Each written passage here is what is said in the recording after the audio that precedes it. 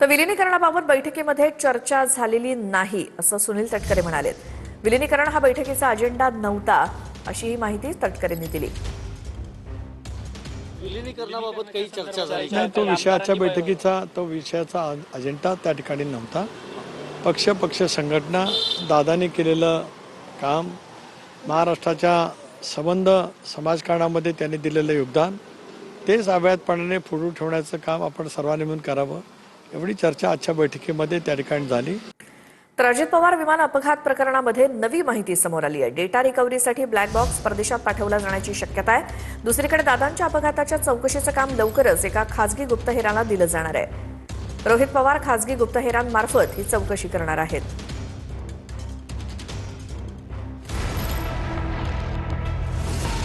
अजितदादांच्या विमान अपघाताच्या black box बद्दल मोठी अपडेट समोर आली।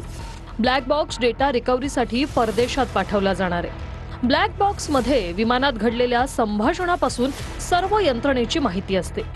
ब्लॅक बॉक्स मधल्या डेटामुळे दादांच्या विमान अपघातामागचं कारण समोर येऊ शकेल।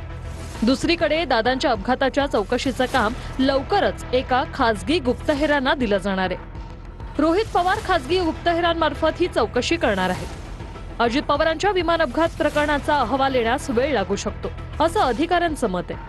मात्र हा अहवाल लवकरात लवकर मिळावा यासाठी रोहित पवार खासगी गुप्तहेरांमार्फत ही चौकशी करणार आहेत।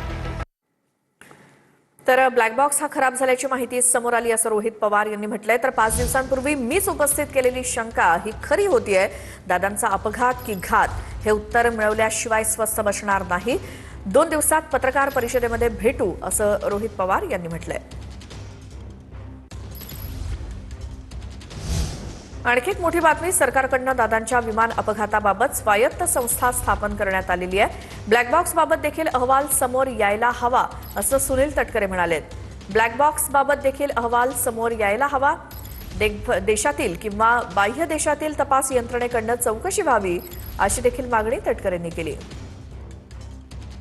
पहिल्या दिवशी केंद्रीय मंत्री राम नायडू सुद्धा तिथे आले होते, मुरलीधर मोहोळ होते। त्यांनी त्या दिवशी चौकशीचे आदेश दिलेले आहेत।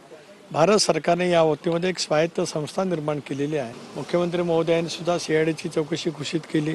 ज्या तपास यंत्रणा अशापैकी विमान अपघात होतात त्यावेळेला चौकशी करत असतात, त्या देशांतील असतील किंवा बाह्य देशांतील असतील, त्या सर्व तपास यंत्रणांची मार्फत ती चौकशी त्या ठिकाणी व्हावी। ब्लॅक बॉक्सच्या बाबतीमध्ये या साऱ्या काही बाबतीमध्ये तपासामध्ये त्या ठिकाणी किंवा अहवाल ज्यावेळेला येईल त्यावेळेला यायलाच पाहिजेत। या संदर्भामध्ये सुद्धा अधिक काय आपल्याला काय कारवाई करता येईल त्या दृष्टिकोनातून सुद्धा आम्ही। पुढची बातमी, अल्पसंख्याक विकास विभागानं परस्पर प्रमाणपत्र वाटल्याच्या प्रकरणामध्ये काही अधिकाऱ्यांनी प्रत्येक प्रमाणपत्रामागे 25 लाख रुपयांचा मलिदा घेतल्याचं कळतंय असंही रोहित पवार म्हणाले। सखोल चौकशी करून कठोर कारवाई करावी अशी मागणी रोहित पवार यांची। तर अल्पसंख्याक संस्था दर्जा प्रमाणपत्र प्रकरणाची सखोल चौकशी करून कठोर कारवाई करा असे निर्देश उपमुख्यमंत्री सुनेत्रा अजित पवार यांनी दिलेत। TV9 मराठीच्या बातमीची दखल घेऊन त्यांनी हे आदेश दिले असून सुनेत्रा अजित पवारांच्या अध्यक्षतेखाली अल्पसंख्याक विकास विभागाची आढावा बैठक ही सह्याद्री अतिथीगृहावरती पार पडली।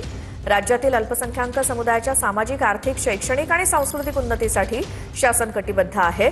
दिवंगत उपमुख्यमंत्री आदरणीय दादांनी ठरवून दिलेल्या ध्येय धोरणानुसारच विभागाची वाटचाल व्हावी असं उपमुख्यमंत्री सुनेत्रा पवार बैठकीत म्हणाल्या।